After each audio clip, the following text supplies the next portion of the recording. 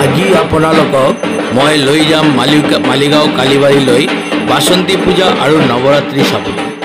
9 দিন ধৰি তাতে চলি আছে নৱৰাত্ৰি উৎসৱ। আৰু এই নৱৰাত্ৰি উৎসৱনো কি?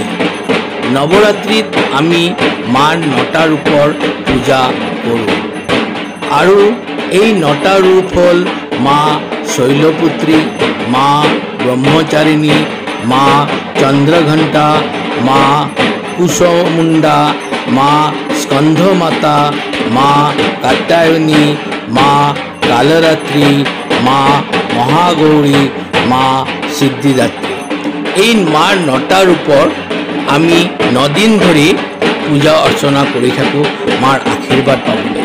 এইবাৰ মালিগাঁও কালীবাৰী পূজা কমিটিয়ে আয়োজন কৰিছে এই নৱৰাত্ৰি উৎসৱ। লগতে বাসন্তী পূজা যি সপ্তমীৰ পৰা আৰম্ভ হয় আৰু চলে দশমীলৈকে, এই বাসন্তী পূজাৰো আয়োজন কৰিছে এই মালিগাঁও কালীবাৰীত।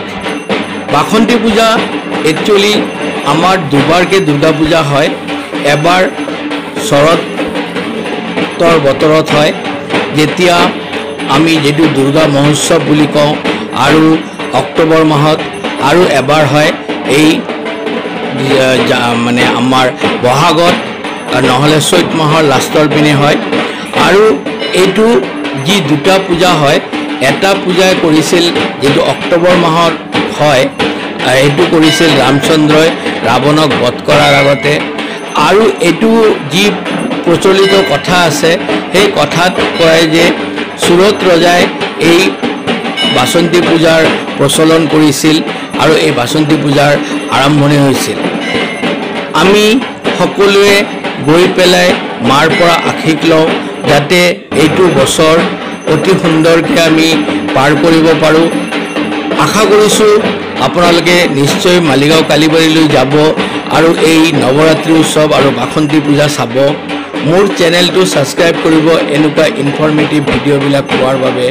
আশা কৰিছোঁ আপোনালোকে এই ভিডিঅ'টো শ্বেয়াৰ কৰিব।